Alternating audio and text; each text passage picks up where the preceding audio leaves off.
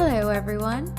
Welcome to the Road to Recovery podcast. This podcast is a platform for education, discussion, and conversations on mental health.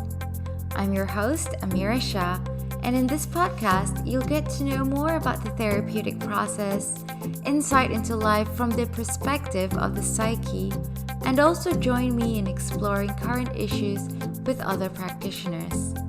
I specialize in grief, but I'm always interested in learning about the human experience of the mind, heart, and spirit. So join me on this journey of in-depth learning about ourselves and the world we live in. Hi everyone, welcome back to Science of the Soul. Today I have with me Princess R. Lakshman. Princess R. Lakshman is a clinical nutritionist, life coach, counselor, writer, speaker, and narrative therapist. As you can tell, she has done a lot in her life. Her background is, she started her healing journey in remedial massage, in journalism. She has experiences with life coaching. She has a bachelor in health science. She is also a counselor and currently studying her master's in mental health. Hi, Princess. How are you tonight? Hey, Amira. I'm really well, and thank you for having me on your show. Oh, thank you for joining me. Can you tell our audience and our listeners a little bit more about your background? Because it really looks like you've done almost everything that someone can do and be accredited in when it comes to healing. Yeah, certainly. Well, I started my healing journey, as you rightly said, in 1999. I thought, I didn't want to do an accounting degree. And coming from the family background, everybody is either a lawyer or an accountant. So I thought, I didn't want to be an accountant, so I actually dropped out on my very last semester of my accountancy degree at Macquarie University here in Sydney, Australia, and I took up an advanced diploma in remedial massage therapy. And after that, there was no looking back. I was always a writer since the age of 5. I was a creative writer, but after learning about massage therapy and getting more and more interested in quantum physics and healing, and just understanding soul, soul awakening and concepts of existential existence here, all of that prompted me to know myself better. So I started venturing out into the mental health world. And so I started writing. I got my journalism qualification, wrote my first fiction in 2003. And then I also did my Bachelor of Health Science in Clinical Nutrition and Dietetic Medicine in 2017, and I'm now doing a Master in Mental Health. So I've got a business that I run where I call it Mind Body Healing Hub, because I do a lot of energy work, narrative therapy, which is all about storytelling and healing from sharing your story, being listened to, and journaling your feelings.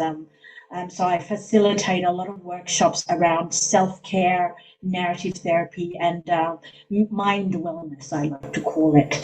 Yeah, so quite a comprehensive, holistic approach where I look at a person's diet, lifestyle, mind wellness, and spiritual wellness as well, which is where the whole soul comes in. And I'm very happy to say that I've just recently, last week, in fact, launched my second book, and it's called The Soul Speaks, and that's all about my own journey of recovery in the last 8 years, where I wrote poems about my own healing and recovery as I was healing through my mental illness. So yeah, I hope I'm not boring you with all of these things, but yeah, that's in a nutshell, that's my journey. Well, look, it's hard to be bored because almost every sentence you're introducing a completely different content, even if it's just listing your qualifications. Thank you for that comprehensive introduction about yourself as well, because I don't think I could have done a better job. But can I ask Thank you, you. what is dietetic medicine? Okay, so dietetic medicine is food as medicine. So basically, the creator has created this planet and the entire universe, and it's ever expanding, infinite cosmos, and everything that exists in nature has some kind of a healing property, including the human body. We have a natural calibration in the body to heal itself if we do the right things, such as eat the right foods and drink the right beverages and move the body, and think right thoughts and do good deeds of service. So all of this helps a person heal.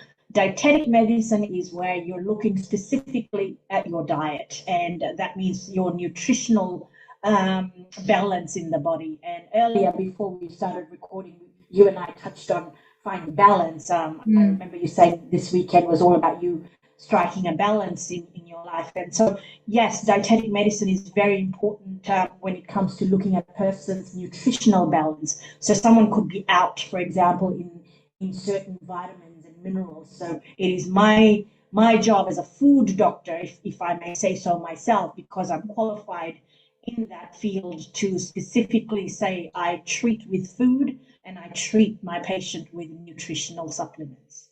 Yeah. Mm. Okay, thanks for that explanation. And I'm wondering, with your Bachelor of Health Science, were there any elements, or do you practice anything or draw from any, I guess, ancient medicinal practices or knowledge like Ayurveda or TCM and things like that? Yes.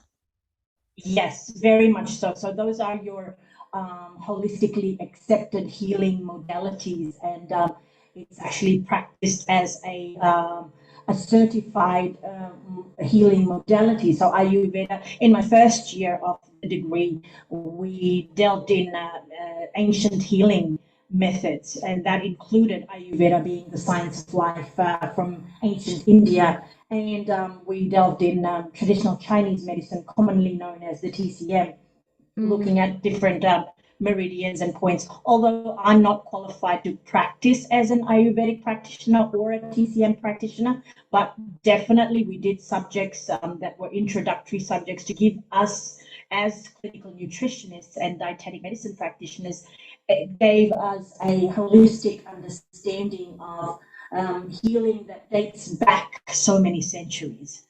We also touched on other healing modalities such as Unani medicine, which was practiced very widely in the Persian world, and very much by Ibn Sina, who is your father of medicine, well before Hippocrates.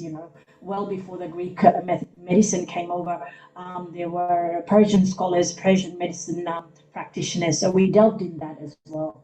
It's a great degree that I've done. I'm so proud of myself that at this age, I'm 46, I graduated last year. That, it's never too late and you're never too Wow, old, because it's really helped me understand my own body. It's helped me heal myself beautifully. I'm really proud of myself. that's wonderful. Can I ask where you did this degree? Sure. So there are different universities that do have your Bachelor of Health Science, and they offer dietetic medicine and nutrition as your specialty. Mm. I, however, like to go to a natural therapy university. So there is a university in Australia known as Endeavour College of Natural Health, and they only do natural medicine degrees. So it'll be science degree, but you can do a Bachelor of Health Science and qualify in the modality of clinical nutrition and dietetic medicine, or you can become a homeopathic medicine practitioner, or you can do a specialization in naturopathic medicine as well. So all of these will still be under your Bachelor of Health Science umbrella. I see. Yeah. Okay. And they also do TCM as well. Yeah. Wow. Okay. Well, thanks for that. That's really interesting. As you know, I'm from Singapore, so there are not very many options when it comes to these sort of degrees. At least not when I was, Yeah. studying. So it's really interesting to see how how broad and unique degrees are today, Yeah, actually, whatever that's being yeah, offered. So yeah, it's just mm, interesting. definitely. So can you tell us a little bit about your book then? You mentioned it earlier. Yes. So my book is called The Soul Speaks, and it's a book that's very special to my heart. Last 8 years has, have been a huge blessing in my life, where I've had to um, be very honest with myself and come face to face with a life and death situation. I had a brain tumor which got operated on in 2012, and I Mm. also was, dealing with a brand new diagnosis of post-traumatic stress disorder, complex PTSD, and also came out of a very violent marriage, and was a single mother for a year to an 8-year-old who was basically caring for me, because I was disowned by my own blood relatives, my parents, because I chose to adopt a new religion for myself at that time. And I continue to practice that for myself, my spiritual path, but they didn't agree with that. So I had no support. And in the last 8 years, I've had a rough healing and recovery journey. And Mm. that's when I started writing a lot of content that was coming out of me during the healing phases, during me facing my own truth, and awakening myself to why I do what I do, why I think the way I think, what Mm. conditions have I adopted in my life that I want to challenge, and what patterns do I want to break. Because I realized very quickly in my life during that time, during my healing, is that I was done blaming and being a victim. I was done um, feeling sorry for myself. I really wanted to be the stoic person that I know I am, and the resilient being that I'm blessed to be. Mm. And the only way I could do that is by a daily practice of self awareness. And with that self awareness, there was immense realization, immense depth of mindfulness, and words started pouring out of me, and that's how these reflective poems came into existence. And I Mm. kept recording them, and now this year I had the courage to collate them, and 120 of those poems out of the 300 that I Wow. wrote, I decided to publish in a book called The Soul Speaks, because I really feel like my intuitive voice, my soul told me what to do during this healing phase. And I feel that's the voice that often people drown out because of other people's voices telling them what to do and how they Mm. should be. And I feel that this book can be of benefit to other people who may be able to resonate with my journey. Hopefully, I'm really hoping. And so far, I've had really great review about the book, really great reviews. So it's available on Amazon. It's available in ebook as well as soft cover and Oh, hardcover as well. that's awesome. Well, you know what? You talked about your book earlier before we started recording, and I am actually really excited to get my hands on it. I can't wait to read Thank it. you. I want to ask you a question. How did you get to the point where you felt the need or the desire or that turning point basically to relinquish your victim identity? Like how did you get there? Um, I think a lot of these stories start on the bathroom floor, and mine too started on the bathroom floor, where I was done being a victim to my own. I was holding myself hostage. I wasn't growing. In the first year in 2012, I was freshly out of all of these different situations. So I was disowned by family because of a religious change that I made in my daily practice. I was also out of a domestic violent marriage. I was a single mom all of a sudden, nurturing a brain tumor, and then post operation, trying to rush back to work, not allowing my body to heal. trying to put food on the table. And I became very bitter with the world because I was living on peanut butter and bread because I didn't have enough money. I felt sorry for myself every day. And with that feeling came the feeling of blaming the rest of the world. Why me? Why me? This whole, I kept replaying my life. And it was also, I would like to mention here that I grew up in a very wealthy background, a very wealthy family background, but there was a lot of, abuse and child sexual molestation, pedophilia in the background that I have. I won't be naming names, but there was a chronic pattern of that intergenerational pedophilia. So all of that kept playing in my mind, hence the complex PTSD. And one day when I was treated really badly at work, that's the day I realized that I actually was allowing people to treat me badly without really standing up for myself. And the reason I wasn't standing up for myself was because I wasn't valuing myself, but I was expecting the world to value me. I had really terrible self talk. I didn't talk nicely about myself to myself. And I hated and hated that fact about me. I hated the fact that things were terrible in my mind about my own existence, and that I felt that I was better off not being here. But I looked at my little girl and I thought, that's not the woman I want her to see. I want her to grow up knowing she's a strong girl and she can overcome and triumph and flourish. But how do I do that? How do I make her see all of that? I can't just preach it to her. I need to be that. I need to exalt myself. I need to really rise above this victim state that I was living in. And it was on the bathroom floor. I just cried and cried and cried. And I just decided one day that afternoon that I wasn't going to put up with my own, if I may say so, I'm just going to use this word, wasn't going to put up with my own shit that I was creating for myself. I was done blaming. And I thought, okay, it's now time. I've done the blaming. I've done the fault line. I've done the feeling like crap and feeling like a victim. Now I'm going to do the responsible thing, which is to take some accountability. Where did I stuff up?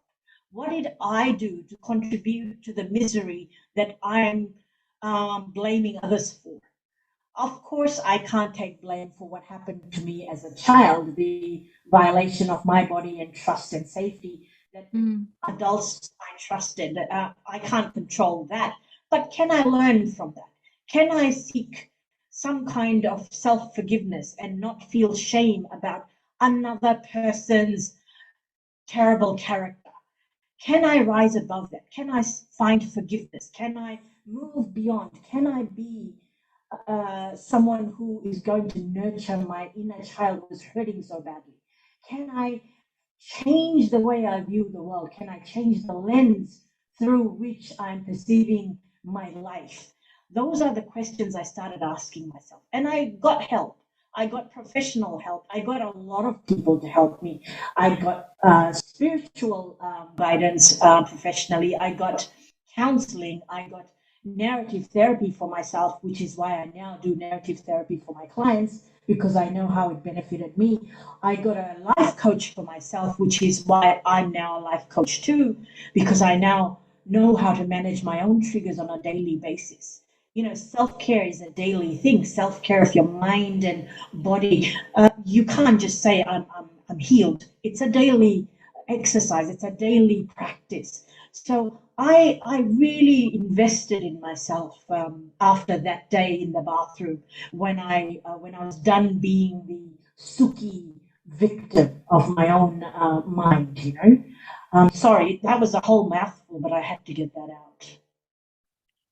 Look, I always think that drawing a picture and having context really gives listeners a lot more to understand. It gives us a better idea about where you're coming from. It lets us understand how deep your passion runs as well. Um, Yeah. so thank you so much for sharing all that. Obviously, you didn't have to, but you did, and it also sounds as if you have come to terms with a lot of these things. That you're able to talk about it perhaps as a memory rather than something Yeah. that would seize you and in the moment and evoke whatever emotional um responses. Yeah. Yeah. It took a long time, Amira. It took a Really. long time because the journey started, in 2012, and it wasn't until 2017 that I started to really love myself and accept myself and talk nicely about myself to myself. I think, and that's when I started my coaching and counseling journey too. When I could say to myself without feeling like a hypocrite that I love myself, I value myself, I cherish myself, and I'm joyful being here, and I'm grateful being here. It's when I could say these words and really believe in them is when I could then be of service to others. Prior to that, I was just in a cycle of abuse, and it had turned from external abuse to internal abuse, where I was the abuser. I Wow. was abusing myself, and I was abusing others too. I would be that woman that you see in a supermarket abusing the cashier. I was that. I was vile. I was someone who abused the waiter. I was someone who abused the cashier. I was someone who lashed back at my little kid, my little daughter, my precious little angel. I was that woman who you didn't want to be around. I didn't want to be around her. So I had to really change that. And I think if someone like me can change, I was also into substance abuse. So if Mm. someone like me can change, I feel like now I can be of service to others to know that it's possible to heal, it's possible to recover, and it's possible to know that you're not alone. There are others who can help you in this, just like how I was helped. It's as though you've climbed out of the pits of hell. That's how I like to phrase that as well. And I have to say the spiritual path that I've adopted for myself has really helped me understand that as well. I felt Mm. like in the past, prior to my spiritual awakening, I was living a life of hell, and only now do I feel so grateful every day, every moment. In fact, is a huge blessing. I mean, you and I now, this is our moment of now. Look at us, we're connecting over this beautiful format of online virtual connection, and trying to be of service to others listening to this.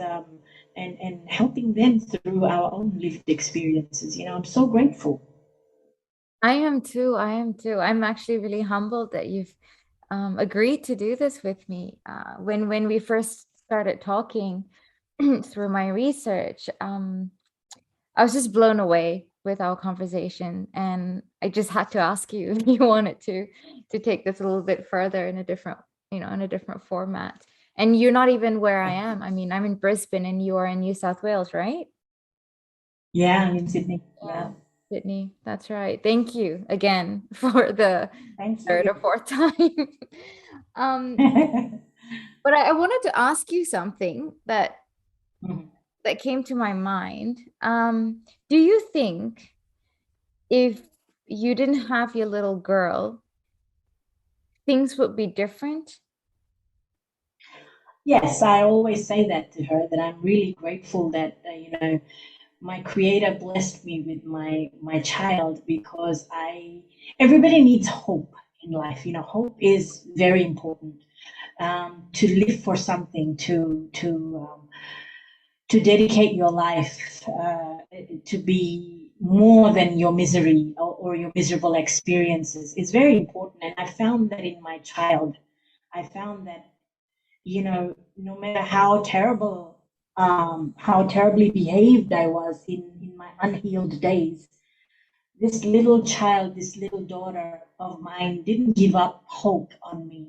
She Mm. became my carer. She gave me hope. She would come and say to me, "It's okay, mommy. You'll be all right, mommy. You're fine, mommy. Just smile." And she would actually run her fingers on my face, and she would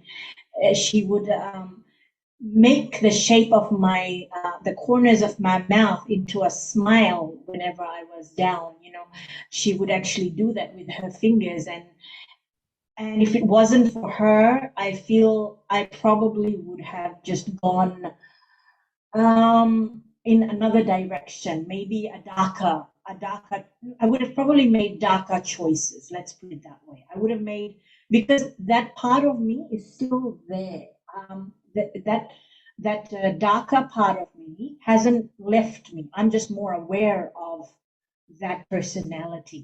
So my dominant side is the awareness of the darkness. You can never receive light and just distinguish your dark and say it's not there anymore. No. There are days where the darkness looms back up again if there is a trigger which is really strong. But I know how to manage that now. I know how to look after myself. But back then, my little girl was my hope of just hanging on, hanging. She was the light that I needed at that time. And she's now 18 and a half. Wow. Alhamdulillah, hallelujah. She's 18 and a half. And when she turned 18 during lockdown here in Sydney 2 months ago, 3 months ago, the night before she turned 18, she journaled, because she's into journaling as well. She Mhm. journaled and she came and talked to me on the eve of her birthday. And she said, "Mom, I really need to express to you how I felt when you were behaving like a monster during the days when you were trying to understand what was wrong with you." And she read 4 pages of truth about how an 8-year old felt, um, trying to be a carer of a mother who was a total monster in the way she treated herself and others around her. And it was huge for me to hear that from her. And she said, "Mom, this is not to say to you that I blame you. This is the inner child that is now processing what she went through, and she needed to be heard. She needed to confront you that this is what she went through. I'm going to be 18 tomorrow, and I'm going to be an adult, and I wanted to say to you before I became an adult so that you could hear it, Mom." And I really am so grateful that she shared that with me, because now imagine the wonderful awakened woman she is and the mother that she's going to be to her children in future. Yeah. I'm just so grateful. If it wasn't for her, I thank her every day for choosing me to be her mother. I thank her for coming into my womb, and for a time in my life allowing me to nurture her soul in my body, where my soul and her soul dwelt together in my body, and to allow me to mother her and nurture her as a little kid, and to allow me to learn from her, and come to terms with my illness, and to overcome the illness so that I could be better for her. So yes, she's definitely a savior for me.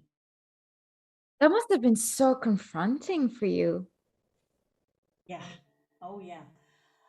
It was huge, because I know the monster that I was. And I remarried a year after I had my brain tumor operation and everything. But my husband, um, bless him, he is an amazing, because my daughter said to me, when she was reading out her journal entry, she said, "My husband now Mhm. was like a Mary Poppins in her life. He came into our lives to save her from the monster that I was." Mm. Wow. Because my ex-husband doesn't have a relationship. He's estranged from his own child. So my daughter has no relationship with her biological father. We don't know where he is. He's not made contact with her ever after we left him. So we don't know where he is, and he chooses not to be in our life. And even though we've reached out to his family, he's not part of our life by Mm. choice. Yeah, so my husband now came into our life 9 years ago, and really embraced my child as his own child, and truly was indeed the Mary Poppins of my child's life. That's such a heartwarming story. Life story, may I add. I was Yeah, reading. I'm so grateful. I'm so grateful. He's a wonderful man, and it was really hard for me to accept love in the way that he displayed it. I didn't know how to receive it. I hated and myself so much. I loathed myself so much that there was no ounce in me that could actually accept his kindness and love. It was foreign because I was so used to being treated like crap. So I was expecting to be treated like crap again. And hence now, when I coach my own clients who are survivors of domestic violence, I now know how to come out of the victim and abuse cycle where you don't abuse your new partner who is trying to love you. Because I was very abusive to him verbally and emotionally in the first 2 years of our marriage. I was terrible to him. And I'm so blessed that he believed in me and my healing to know that I will overcome that pattern. Yeah. You know, they say hurt people hurt people. And Oh, yeah. Yeah, definitely. also the fact that it's not like you had a reference point ever earlier in life of what tenderness and affection and unconditional love was like in any way. So Yeah. you've never really learned it or experienced it. It's so hard to recognize it and then like accept it. Yeah. I like how you've used the word recognize because that's exactly what it was. It was difficult to recognize it, even within myself. I didn't know love Mm. dwelled in me. I was love. I mean, I am love. We can't go looking for love. I had to recognize love that is within me, to Mm. accept the love and kindness that my husband was and is, you know. Mm. It only because of recognition of that. Hey guys! Thank you so much for tuning in to Science of the Soul. This is a short interruption to let you know that if you or someone you know are in need of more support, you can find me at Road to Recovery on my Facebook page, my Instagram, or my website at aroadtorecovery.org. I hope you've enjoyed listening so far, and now let's get back to the podcast.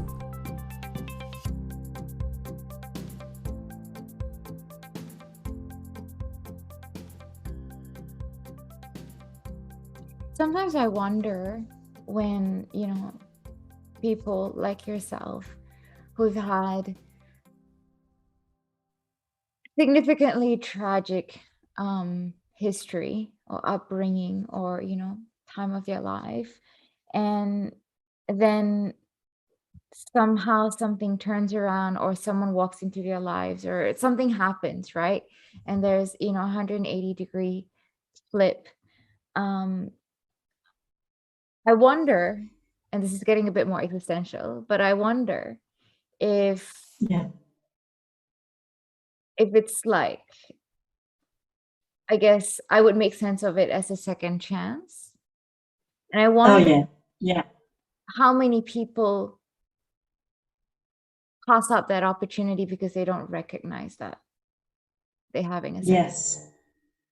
Yes. And when I pray now every day, that's what I pray for.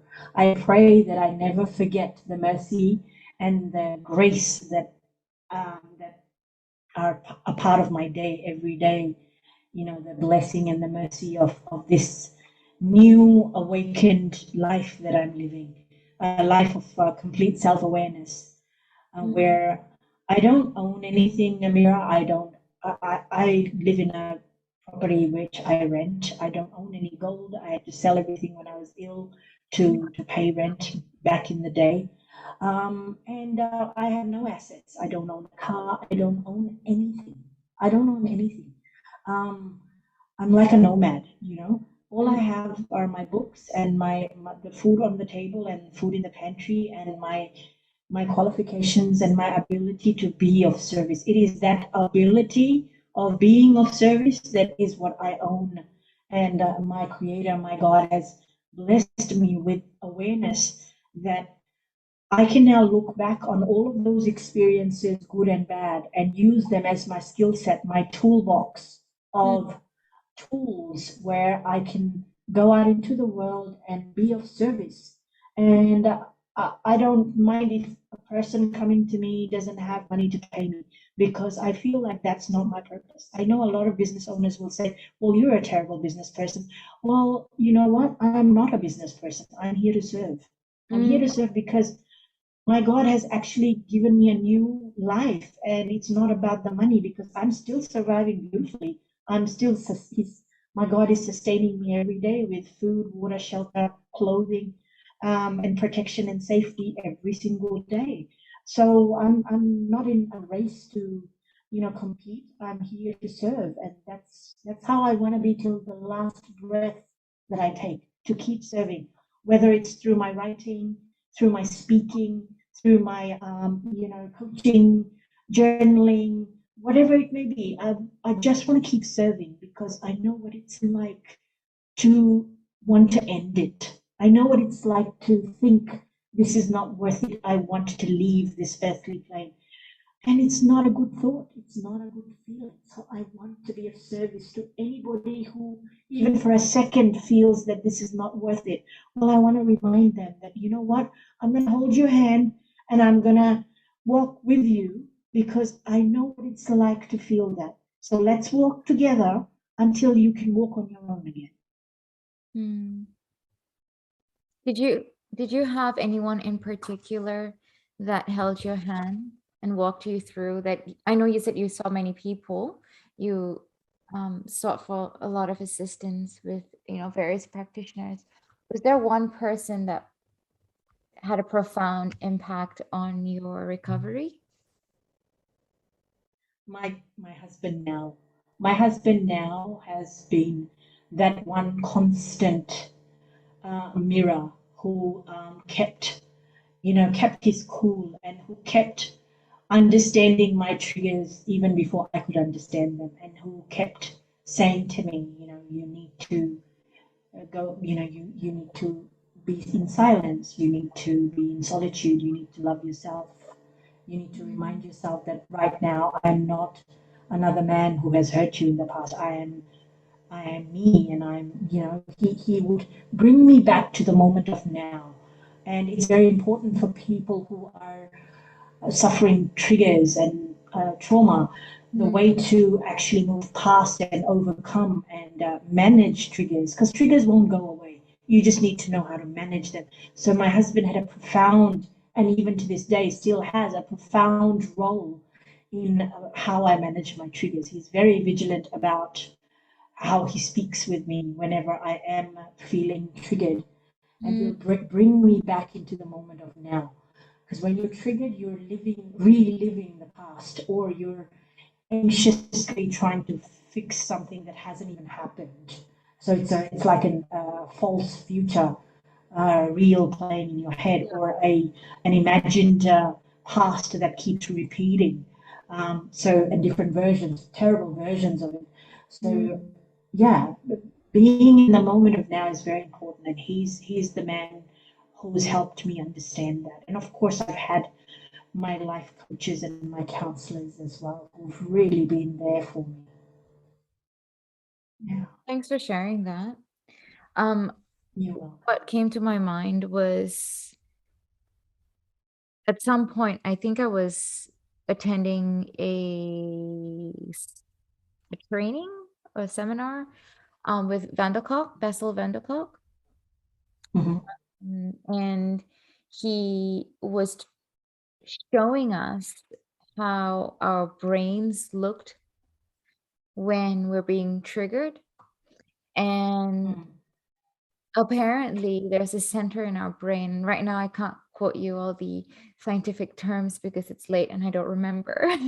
But there's a part of the Mm-hmm. brain where that kind of keeps track of our time. It's called like the timekeeper part of the brain.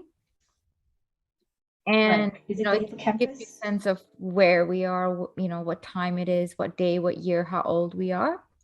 And when we're Yeah. being triggered and re-traumatized, when we're having flashbacks, intrusive Yeah. flashbacks, that timekeeper actually goes off. So we are actually, you know, back in, you know, when we were 17 or 7 years old or something like that.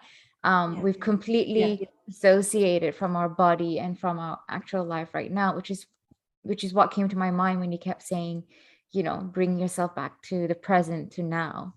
And that he was able to Yes. do that. So he was like, I guess your rock. He grounded you constantly. Yeah.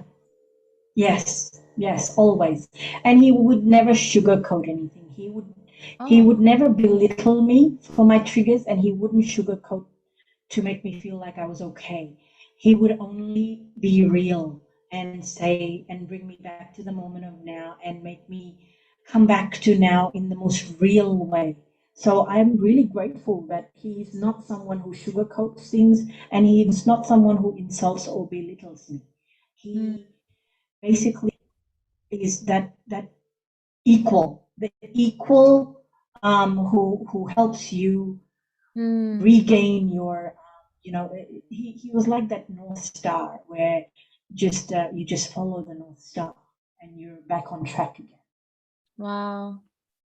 You know, I think we don't, I've thought about this quite a bit in the past couple of months, but I think we really don't attribute a lot of our growth to our life partners or our relationships in the past.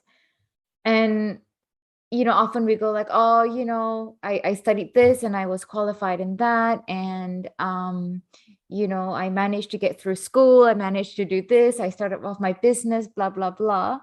And a lot of the Mm. time we, you know, would have intimate relationships, you know, along the way in the last like decade or so. And Mm. whether for good or for bad, these relationships have been agents towards our growth. Yes. And I, Yes. I think that we just don't kind of, we don't talk about it enough. Like I know there are a lot of Yes. And people in my life that I can really yes. attribute, you know, so much to in terms of like romantic relationships and also like family relationships. But your Mm. your husband or your wife, or your, you know, previous boyfriends or girlfriends or ex-husbands and ex-wives, they all play a part in like, you know, helping you get to who you are today. Like it's, you know, Yes. you're not just like self-made in a way. um Yeah, yeah, that's you're just, not that. I Yeah, I've mentioned this in the Soul Speaks as well, in one of my reflective yeah. poems of how people are a catalyst. They come into your life. Every single person plays a role in only one thing and one thing alone, and that is for you to know yourself better. Mm, definitely, because You they know, expose parts of, even if they inflict harm on you, even if they inflict violate your privacy, violate your body, whatever, even if there is a negative experience, that for you is still a learning journey for you to know yourself better, of mm, what you deserve, what you don't want, and what you need to choose in future. All of that gives you better awareness of who you are and what you want. mm, wise words. You know, just now when you were talking about the darkness that Mm. you, that still resides within you, but you know, the light is more dominant and you've cultivated that. Can you give me an example of what you're talking about? Because that really got me curious, that I wrote it down on a piece of paper. I'm like, I have to ask her about this. What does she mean? So when I'm aware of my darkness, which is every day, I'm aware of my ability to harm. I'm a human being with natural tendencies, so I'm aware of my ability and capabilities of self harm and harming others through my words or through violence or through abusive behavior or even abusive Mm, thoughts. I'm aware that I hold that um, that possible action where I may not act it out, but I am completely aware that I'm able, if I choose to act it out, I'm fully able to execute that. The light is the actual choice that you make when you are completely aware that you want to harm yourself or harm somebody else through thoughts, words, or deeds. And you, in that moment, you decide and make the choice of peace. So peace is not, in my own mind, peace is not just a something innate that you're born with. I feel that peace is a choice because your nature is such that you can swing the pendulum from the dark to the light and back to the dark and back to the light. So it's a natural pendulum we have where we can actually, through the use of our free will, choose certain thoughts, words, and deeds. And I'm very aware of when I feel crappy about myself or crappy about somebody else and want to, avenge or seek some kind of, confrontational meeting or want to say something rude. I'm aware. I don't act it out because I now am aware enough to choose peace over it. I now am aware enough to say, okay, that is the dark part of me that is trying to emerge, and I acknowledge it. I never speak down about my darkness. I never speak down to the dark self that I have. I acknowledge it. It's there. It's a part of me. I'm not here to condemn it. I'm not here to judge myself. I'm here to understand it. So I think the awareness of the darkness helps me understand where the darkness is actually coming from, what is triggering the darkness, who's involved, what smells or sights or tastes or anything like that, any of the sensory perceptions of that darkness, what's involved. So the journalist in me will then do narrative therapy on my own self and try and understand the darkness. And when I understand the darkness, I can then overcome it by shedding light on it through my writing and say, okay, now that I've acknowledged it, I haven't judged myself or shamed myself or blamed myself for it. I've actually taken accountability that there is darkness in me for this particular person or this particular situation. What I will do now is I will take ownership of that dark thought and I will now perform a peaceful gesture to myself to rise above that darkness and shed light and say, you know what? Right, the darkness is there, it's valid, but is it owning me? Am I defined by it? No, I'm not defined by somebody else's crappy mood or crappy service or whatever it may be. I'm not defined by this darkness that I'm aware of. No, I know that it's a part of me. I'm just not defined by it. So, what's a better part of me that will actually serve me? Because I know this one doesn't serve me. This will just harm me, where I want to spend, in bed for days. So I'm going to just choose what will serve me, and that is some self-care, some downtime. Those days I will just choose to be with myself, hang out with myself, or even watch a nice feel-good movie or some comedy show and laugh it out, or treat myself to something, or read a good book and feel good, talk to a friend. So I now know how to acknowledge the dark instead of act the darkness out. That's what I meant. So these are the things that you would do. You would engage in self-care activities and also reflect and choose um, a a more positive part of you, or like a strength. I don't really want to say a strength because I don't think you're specifically referring to strengths. But these are the No, I'm not. Yeah, you're right. I'm not referring to strength because darkness is also strength in terms of, um, the change that it facilitates. It's the understanding of your darkness that is more important than blaming the darkness for holding you back. So understanding the darkness actually allows you the breakthrough. Yeah. Because you're not rejecting it, you're not suppressing it. And so you're not giving it the opportunity to fester, I guess.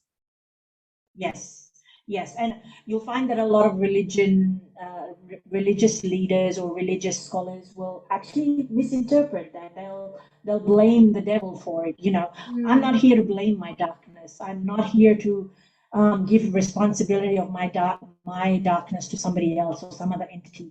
I'm going to understand why the darkness is there. I'm going to understand me more and me better, and I'm going to, in the process, choose light, because I know that the duality Mm. is there within me, the darkness and the light. And we have that as proof. I mean, we have the night sky and then we have the dawn, so our creator has shown us, just through the revolving planet and the day and night, and the way there is sunshine and night sky with stars.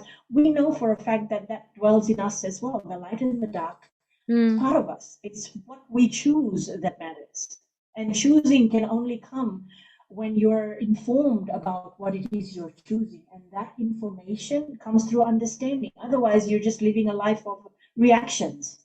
I don't want to react. I want to understand myself and respond in a manner where I'm choosing the response that is filled with light and that is filled with peace for self and others. And we are part of nature as well. If nature has night and day, rain and shine, Yeah. why deny the fact that we too have two different sides to us, I guess. Yeah. There's another thing. Yes, because if you put all the colors together on a paint palette, right? If you put all the colors together, it'll turn black. Okay. Right? So black's not bad, even though all the colors look really pretty. But when you mix all the colors together, it turns black. It And goes white. Sorry. I thought it goes white when you put all the colors together. You get like white light is made out of all the different colors. Am I White wrong? light is, yes, white light is, but I'm talking about, like, when you're using the colorful palette, I'm talking more Ah, literally. like paint. Because people think that prettiness in life is all about doing only things that are positive, but you can't suppress your negativity and disown it. You've got to acknowledge the negativity and choose the positivity over the negativity. One must not suppress the negativity. One must become aware of it and acknowledge it and understand it. It's a part of us. When you talked about how some religious scholars or leaders externalize the negativity into a different entity, like the devil or something evil in that sense. I wonder if the original interpretation, well, the original idea is meant to be interpreted as something more symbolic Yeah, rather than I literal. think you're on the right track. My husband and I were talking about it last night on the phone. Oh, And I say phone because he's been stuck in Mumbai for 2.5 years now due to yeah. COVID. God. I'm so So sorry we to hear that. Like regularly my heart speak goes on the out. phone. And sorry. Oh, sorry. I said I'm so sorry to hear that. My heart goes out to you. Oh, thank you, darling. Thank you. But yeah, him and I, we talk about, existential, spiritual stuff all the time. And I think that's why we get on really well, because we talk about these things a lot. And just last night, we were talking about how, the devil really the concept of devil has been misinterpreted right from the beginning. We feel that it's a metaphorical display of, the evil and the good that we all possess, and it is the free will with which to choose, whether you want to portray an action that is evil, or you want to display an action which is good. Mm, mm. Yeah, yeah, yeah. I think I've had multiple conversations on that as well, with various scholars as well as religious leaders. just trying to Yeah. understand, how people interpret things, because everyone is, entitled to their own interpretation, but there's some part of you that wants to get to like the closest, most absolute truth of whatever that we can, however we can deduce, like explanations of humanity, basically. Yeah. Yeah. True. You shared a lot about, what you've been through, and a lot about, I guess, your recovery, and a few tips on how you yourself, and probably how you would encourage your clients to also um,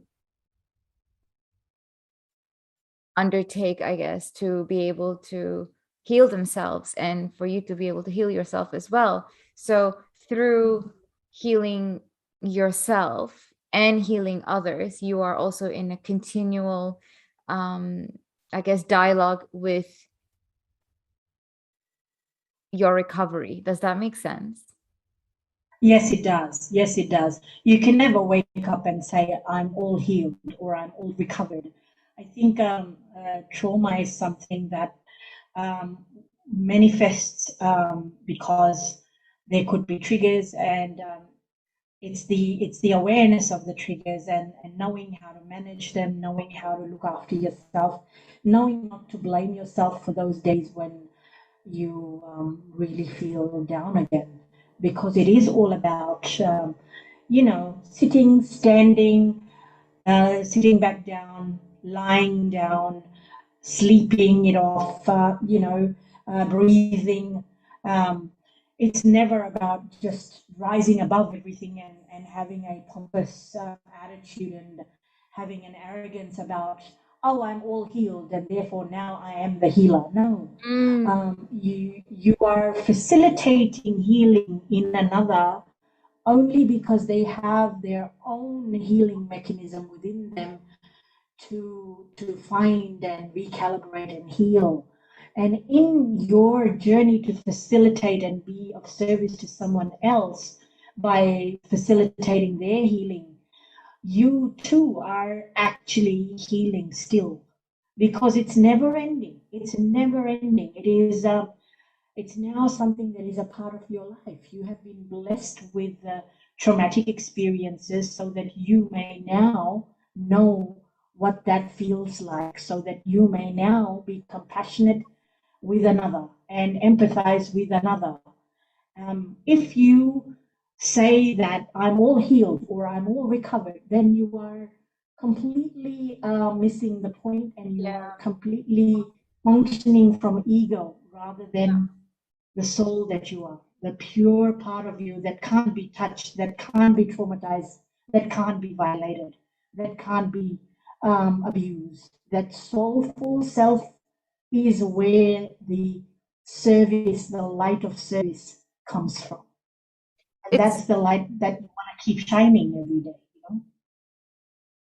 I completely agree. And I, you know, there's definitely an evolutionary or biologically, a biological reason for the ego to exist. I think, for survival and things like that.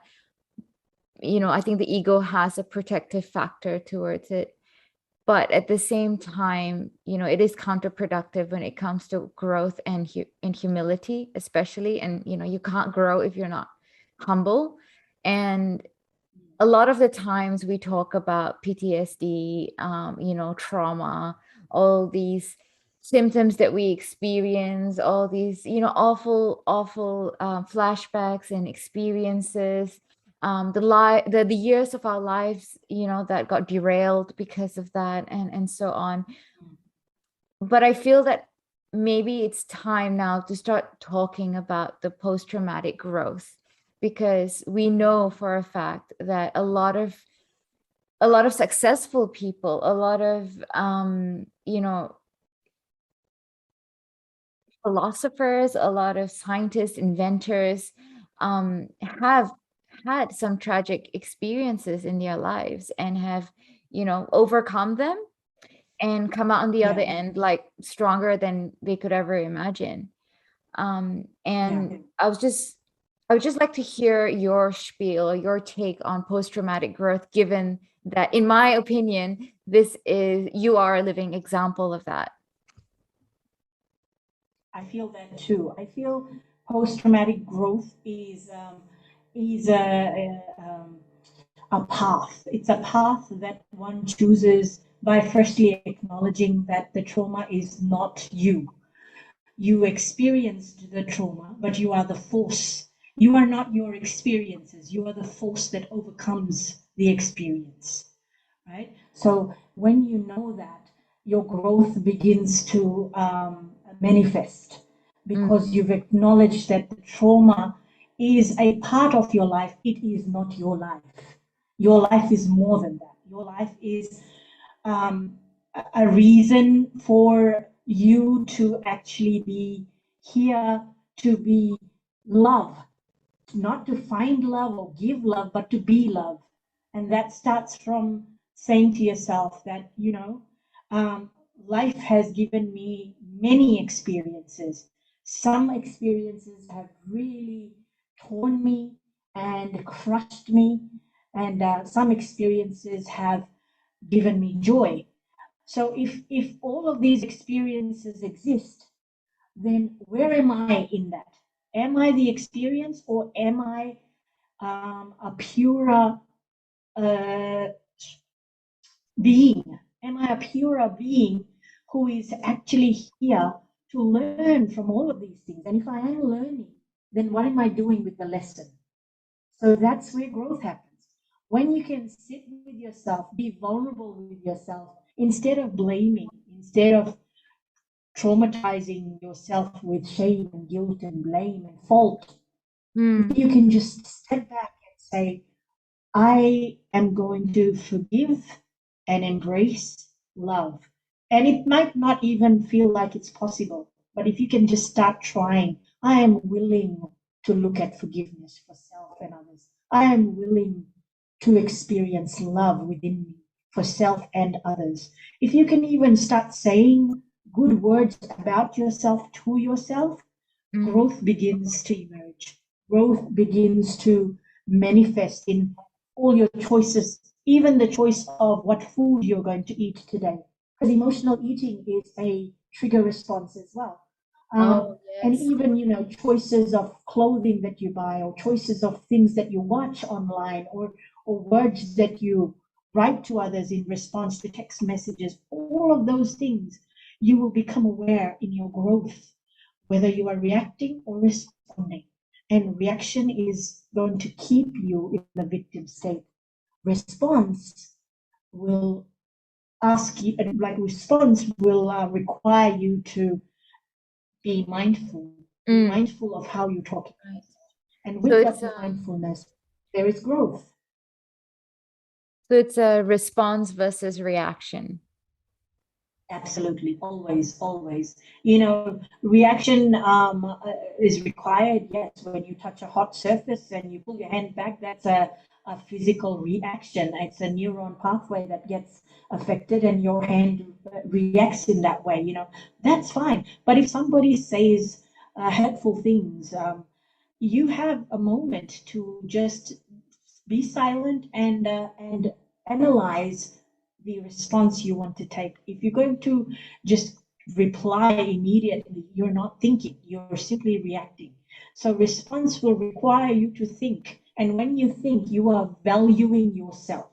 You are giving yourself value to pause, to reflect on what was just said to you, how it made you feel. You are able to name your feeling. You are able to accommodate and acknowledge yourself in that manner, and then you're able to formulate a proper response that will be in light with your growth.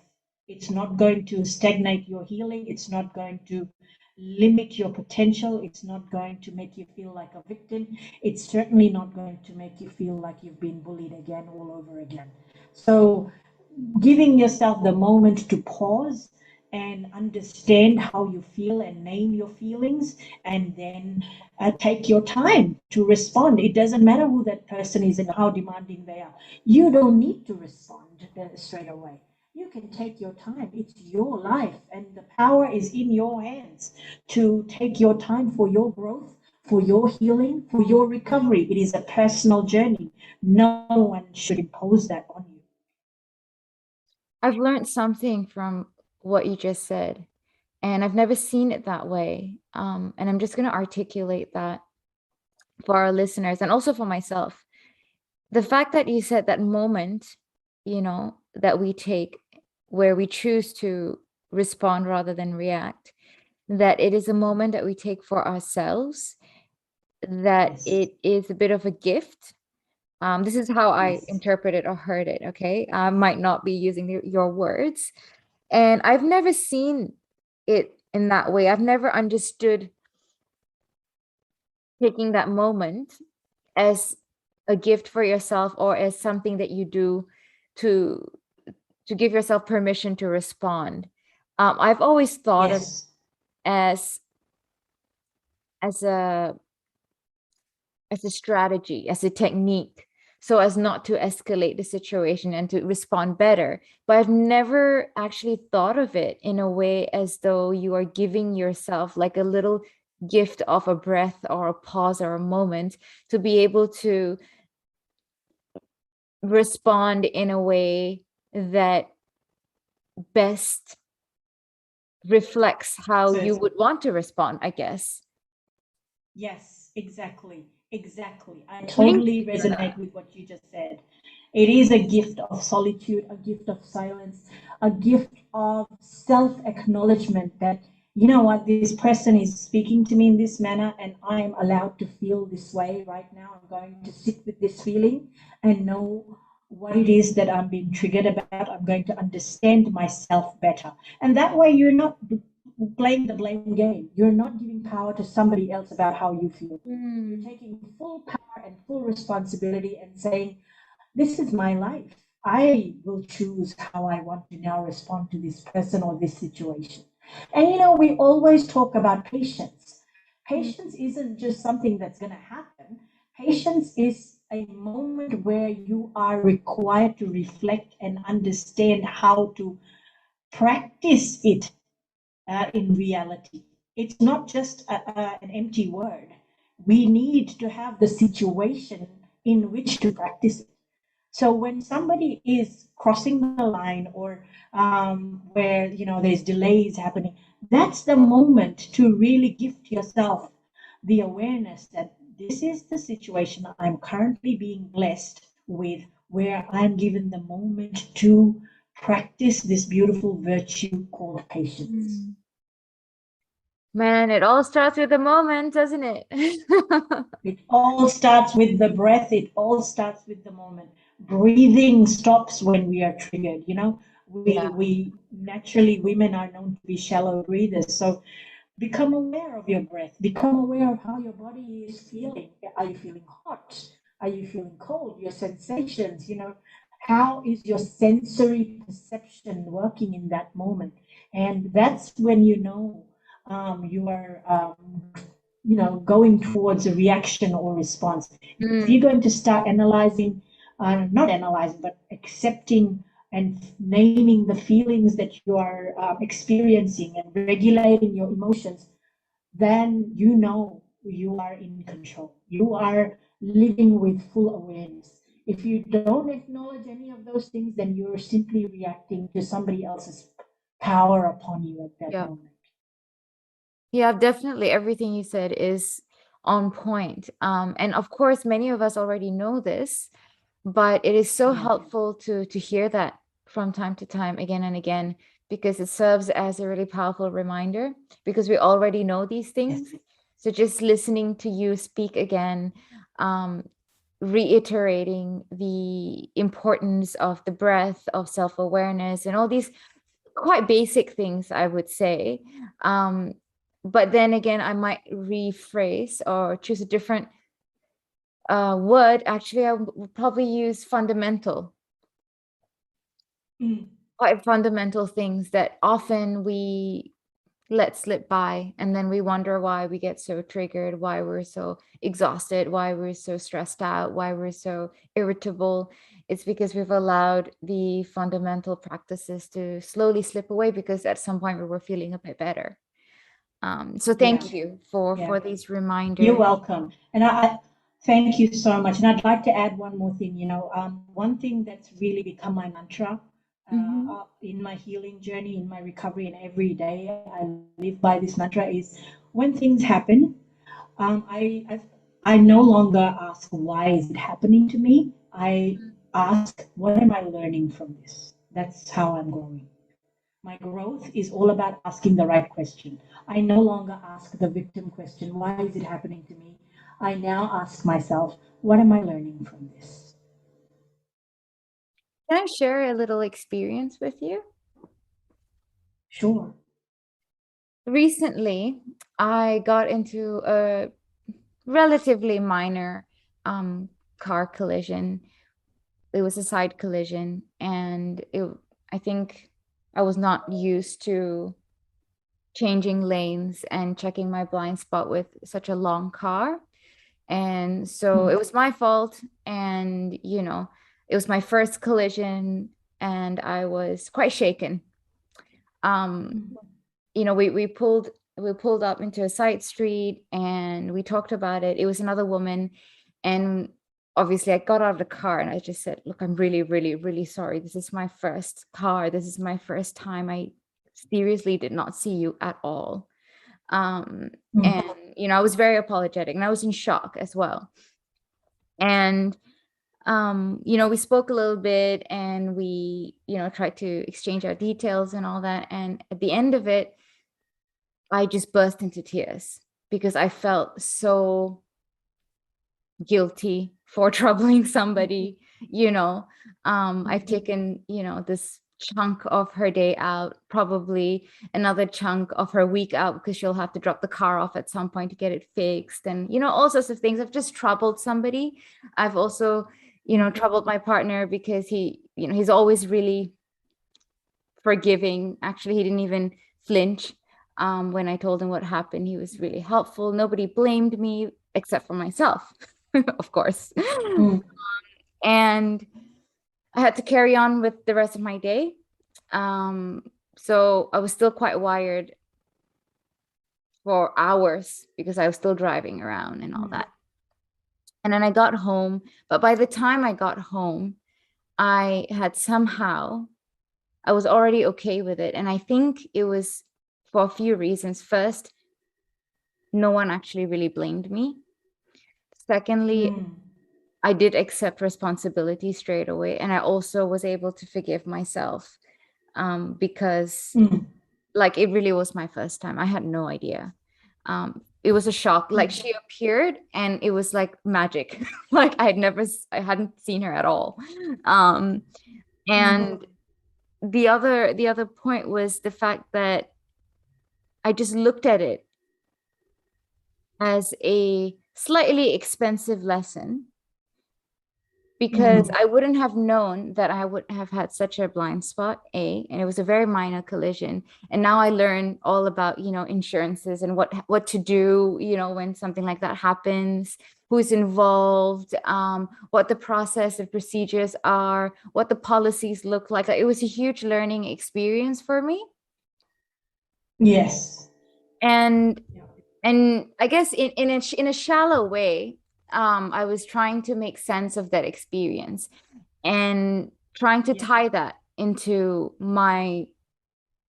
I guess my new life here in Australia, in a way, because I've never been somebody that would drive around, and I've never owned a Mm, car. I've always relied on, public transport and things like that. I didn't need to worry about insurances, like I just never had the opportunity to learn all these mm, things, because didn't need them. And yes. if we were to circle back to post-traumatic growth, of course, this was not particularly traumatic. I was just a bit rattled.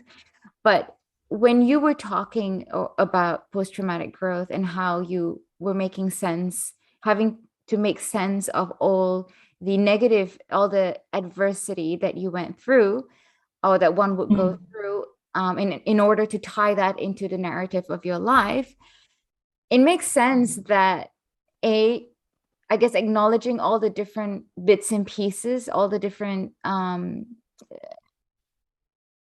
aspects of the experience individually, being able to make sense of that, like making meaning is a really big part of it. And if you don't engage in meaning making, there is very little capacity or scope for growth, because if you're not going to make sense of the situation, then you're just going to shut it down, or I guess revert back to some sort of poor me, or I have bad luck, or people are just awful to me kind of narrative. And by doing that, you're not actually engaging, you're rather shunning from the situation. So you kind of have to confront, which is, it is daunting. And, we all have our capacities in terms of, like, some people are able to confront things faster and sooner, whereas some people need more time, depending on the severity of the situation. But at some point, you're going to have to face the ins and outs, all the aspects of the incident and the situation that has caused you distress, and then make sense of it, make meaning from it, reframe it, see what you learn from it, like what you said. And only then you can experience, post-traumatic growth. You can experience a heightened appreciation of life. Your relationships with other people would be improved. You can see new opportunities in front of you, and you're able to embrace them, like what we were talking about earlier, where, some people may not be able to see that they may have a second chance there. Yes. And it really has a profound impact on your personal strength. And often, and this is based on my research and personal experiences and professional experiences as well, there's always some form of spiritual shifts towards, positivity. Yes, correct. Yes, always, always. You feel purpose and meaning in your own life only because you've been able to allow yourself, give yourself permission to regulate your emotions and give meaning to how you feel, instead of, like you said, suppressing them. Because when I was suppressing things, I was actually just then acting it out in anger. And it was only after years that, after reading Deepak Chopra's work, I realized that when you are angry, you are actually acting out unhealed pain. So that's when I realized, all these different emotions that I was suppressing, they were just painful emotions. So, and they weren't healed. So therefore, I was acting out unhealed pain in the form of anger, and lashing out. Yeah. So amazing things, huh? What a journey this conversation has been. Yeah. How are you Thank doing? you so much, Amira. Oh, you're welcome. No, thank you. I was just asking, how are you doing right now? I mean, we talked about some pretty heavy stuff. I'm well. I'm well because every day so it's been like 2017 when I really could feel the shift, and it was 2017 when I started facilitating healing in others. Because I had enough awareness by that stage. It took me 5 years, from 2012 to 2017. So I, from 2017, I started being of service every single day. So I am well every day because I wake up with a prayer that God, please take me to anyone who needs to get my service today. Please help me, make me that instrument where I can serve. I can serve somebody else who is going through a hard time, or who is going through, the dark times, and let me be of service, let me facilitate the healing that you have put in me, and the awareness that you've put in me. God, please help me help another find that awareness. You are truly inspiring. Thank you so much, Princess. You're welcome. Thank you so much. Thank you. I really appreciate this time, and I really appreciate the work that you're doing, and I'm so hoping that your listeners will benefit from our talk today. I hope so too. I hope so too. And can you tell our listeners just one more time how how they could contact you if they'd like to? Sure. So my website is www.princesslakshman.com. Maybe you can put a link Yes. in the description, I hope. Yep. And I'm always available on WhatsApp for a message text, and that's +6145197786. So I can be contacted via WhatsApp. Or you can follow me on Instagram with my name, Princess R. Lakshman, or you can go to my Facebook page, again, Princess R. Lakshman.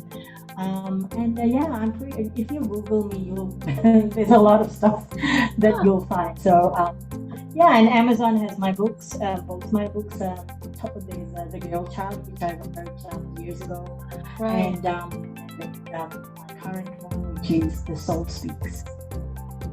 Thank you so much. Thank you. I guess we'll say goodbye for now. Thank you for tuning in, and stay tuned for the next episode of Science of the Soul. Thank you, Princess. Thank you, Amira.